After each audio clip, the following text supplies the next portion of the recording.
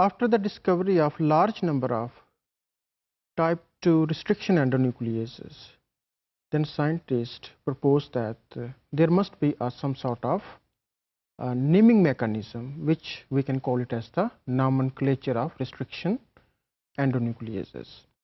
So one of the first proposal was given by Smith and Nathans in 1973. So now we are going to discuss the key features of this nomenclature of restriction enzymes. So one of the first point was that the host organism that produce this restriction enzymes, the name can be after the name of that organism. For example, if the restriction enzyme, it is isolated from Escherichia coli, so the first word will be from the genus name, that is Escherichia. So E will be taken from the first name, that is the genus name. And the next two words of the restriction enzyme will be selected from the specific epithet, that is the second name of the species, like coli. So the CO, first two words will be selected from specific epithet. So the name will become ECO. ECO means that the restriction enzyme that has been isolated from Escherichia coli. In the same way, the restriction enzymes that were isolated from Haemophilus influenzae, they were called as HIN. It means that capital H from the genus name Haemophilus and IN from influenzae, first two letters of influenzae. Then in the second step, the name of the strain can also be given.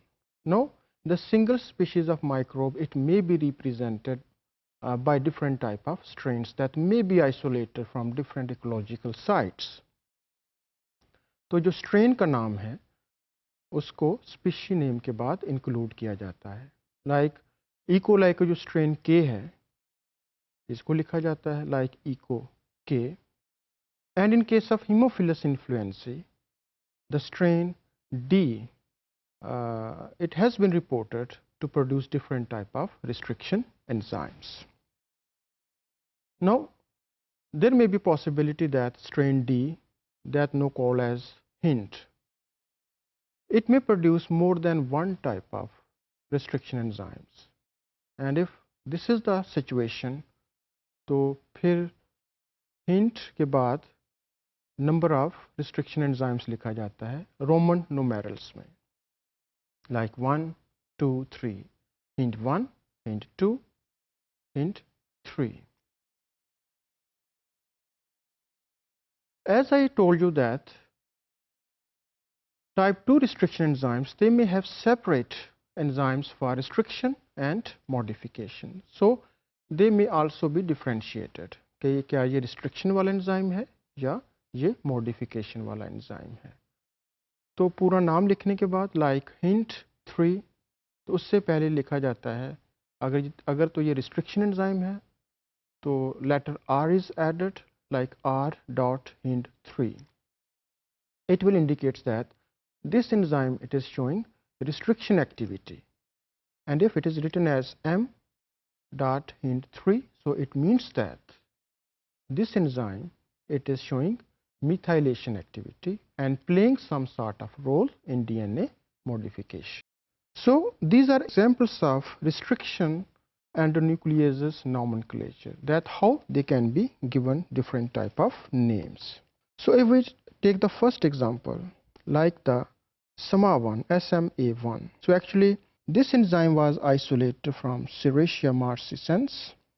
So S is from genus name and MA from specific epithet, and it was the first enzyme that was isolated, so SMA1 name was given. And this is the recognition sequence, and it is a 6 base pair recognition sequence CC triple C GGG. And then another example, it is the most common one that we are using, it is hint 2. As I told you that it is isolated from Haemophilus influenzae. So HN from the genus and specific epithet, and D, it is from the strain D, and it is a second enzyme that was actually isolated. So the name is HIND2. And from the same strain, strain D, the third enzyme was also isolated. So the name HIND3 it is given here. Then another important enzyme, it is the BAMH1. So it is actually the BAMH1. So the B, it is from Bacillus, and AM from Amyloleucofaciens, and the strain, it is H, and it is the first enzyme that was isolated. So this enzyme is BAMH1, and this is the recognition sequence that was recognized, and it is a 6 base pair sequence like GGATCC. Another example is the recognition sequence that was recognized by HIND2, and it is represented by G, then T, then any purine base can be there, pyrimidine base, and then any purine base it is there, then adenine and cytosine. So the enzymes, they may have different restriction sites that we are going to discuss in next chapter.